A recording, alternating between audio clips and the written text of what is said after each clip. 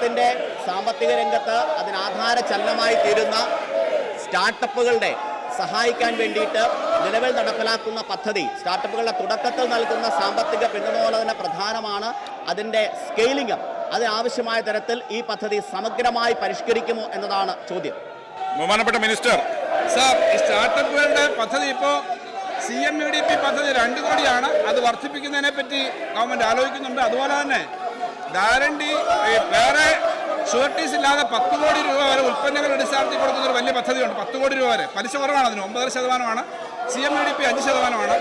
അതും അല്പം കൂടി തുക വർദ്ധിപ്പിക്കുന്നുണ്ട്. ധാരാളം ആൾക്ക് 1 ലക്ഷത്തോളം ആൾക്ക് ഈ പദ്ധതി വഴി ജോലി കൊടുക്കാൻ കഴിഞ്ഞതുകൊണ്ട് സ്റ്റാർട്ടപ്പുകളെയും പുതുസംരംഭകരെ സഹായിക്കാനുള്ള കൂടുതൽ പദ്ധതികൾ സ്റ്റാർട്ടപ്പിന് കൂടുതൽ പ്രാധാന്യം കൊടുക്കുന്ന തരത്തിലേക്ക് എടുക്കാനാണ് നിൽക്കുന്നത്. സാർ, അങ്ങേക്ക് കാണാൻ വയ്യ ഈ 2 മെമ്പർമാർ, ശ്രീ ചാണ്ടിയുമ്മനും ആര്യാടൻ ഷൗക്കത്തും ഉൾപ്പെടെ പുതിയ മെമ്പർമാരാണ് സഭയിൽ. അവരുൾപ്പെടെയാണ് ഈ ബാനർ പിടിക്കാനായിട്ട്. അവരെ ഏൽപ്പിക്കാൻ കൊള്ളാമോ? ഇങ്ങനെ ചെയ്യുന്നത് ശരിയാണോ? ആ ഏറ്റവും പുതിയ മെമ്പർമാരെ കൊണ്ടാണോ ഈ ബാനർ പിടിപ്പിച്ചിങ്ങനെ തടസ്സം ഉണ്ടാക്കുന്നത്? സാർ, അങ്ങ് കാണാത്തതുകൊണ്ട് ഞാൻ പറയുകയാണ്, ഇങ്ങനെ ഈ നിയമസഭ ചെയ്യാൻ പാടില്ല. പിന്നെ നാട്ടിലാകെ അപമാനം ഉണ്ടാവും.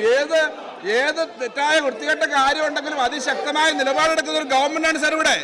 ഒരു കള്ളന്മാരെയും സംരക്ഷിക്കാൻ സമ്മതിക്കില്ല. എന്തെങ്കിലും കുഴപ്പമുണ്ടെങ്കിൽ നടപടിയെടുക്കുന്നതാണ്. അതുകൊണ്ട് ഇതെല്ലാം മറച്ചു വെക്കാനും ചർച്ച ഒഴിവാക്കാനുമാണ് സാർ ചെയ്യുന്നത്. പുകവറ ഉണ്ടാക്കാൻ വേണ്ടിയിട്ടാണ്.